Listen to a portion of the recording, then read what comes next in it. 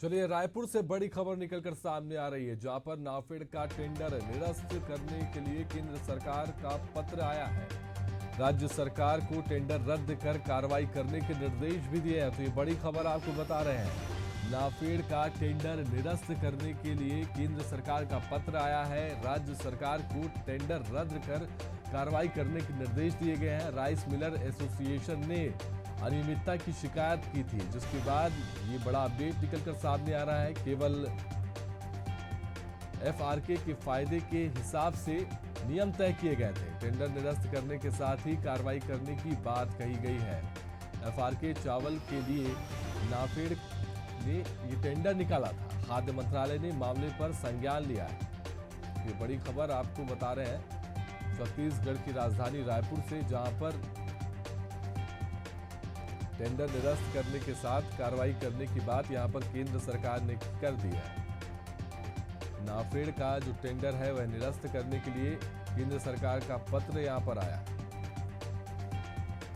इसी खबर पर ज्यादा जानकारी के साथ हमारे संवाददाता नितिन जुड़ चुके हैं। नितिन, क्या कुछ मामला है, क्या कुछ जानकारी आपके पास है, बताएं। देखिए, नाफेड का टेंडर निरस्त करने के लिए केंद्र सरकार ने राज्य सरकार को पत्र लिखा है। जो राइस मिलर्स एसोसिएशन है, इसने लगातार शिकायत की थी कि जो अनियमितताएं इस नाफेड के द्वारा की जा रही, केवल ऐसे नियम बनाए गए थे जिससे उसमें नाफेड को भी फायदा होता, केवल चुनिंदा जो व्यवसायी है उन्हीं को फायदा होता इससे। तो इसको लेकर केंद्र सरकार को पत्र लिखा गया था, अलग अलग मंत्रालयों को पत्र लिखा गया था, जिसके बाद अब इस मामले को लेकर संज्ञान लिया गया और नाफेड का टेंडर निरस्त कर कार्रवाई करने के निर्देश जो है केंद्र सरकार ने राज्य सरकार को दिए हैं। ये कहा गया है पत्र में कि केंद्र सरकार जल्द से जल्द इस पर कार्रवाई करे और जो कार्रवाई पूरी हो जाए तो इसकी सूचना जो है केंद्र सरकार को दे। आपको बता दूं कि जो फोर्टिफाइड चावल होता है उसको लेकर ये पूरा मामला था, उसकी खरीदी को लेकर, और इस खरीदी में अनियमितता होने के संकेत जो है इस तरीके से लगाए जा रहे थे कि जो नियम बनाए गए थे वो नियम इस तरीके से बनाए गए थे जिससे केवल नाफेड को फायदा होता, ना कि व्यापारियों को। तो इस मामले को लेकर अब शिकायत अब केंद्र सरकार ने पत्र लिख दिया है और राज्य सरकार से निवेदन किया है कि वो जल्द से जल्द इस मामले को लेकर नाफेड का टेंडर पहले कैंसिल करें, उसके बाद इस पूरे मामले की जांच के बाद उन पर जो जिनके द्वारा ये सब किया धरा है जिनका, उनके खिलाफ कार्रवाई भी करें और उसके बाद केंद्र सरकार को पूरे मामले की जानकारी दें। जी सिद्धांत जी, इसमें अनियमितता की जो बात है, अनियमितता किस चीज की पाई जा रही थी, क्या अनियमितता का वहां पर वजह थी, इस पर क्या कुछ जानकारी आपके पास में? क्या खरीदी को लेकर के ये अनियमितता पाई जा रही थी, या फिर जो व्यापारियों को जो फायदा नहीं मिल पा रहा था उसको लेकर के इसमें अनियमितता थी?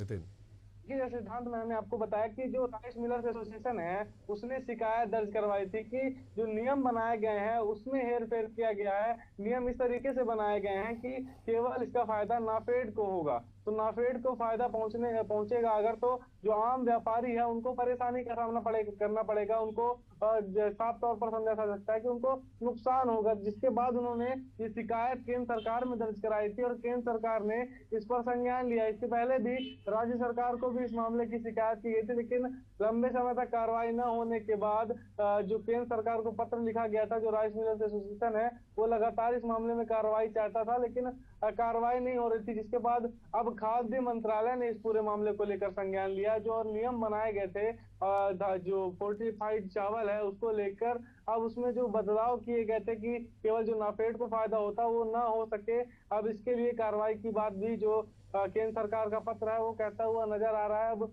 इस मामले को लेकर जब कार्रवाई होगी और मामले की जब पूरी जांच हो जाएगी तो खुलासा हो पाएगा कि और क्या क्या बदलाव नियम में किए गए थे और किस प्रकार की जो हेर फेर इस पूरे नाफेड के टेंडर में की जा रही थी, ये सब चीजों का खुलासा हो पाएगा। जी सिद्धांत। जी बिल्कुल नितिन, यहाँ पर केंद्र सरकार ने जो है पत्र लिख दिया है राज्य सरकार को और नाफेड का जो है टेंडर निरस्त करने की बात कह दी।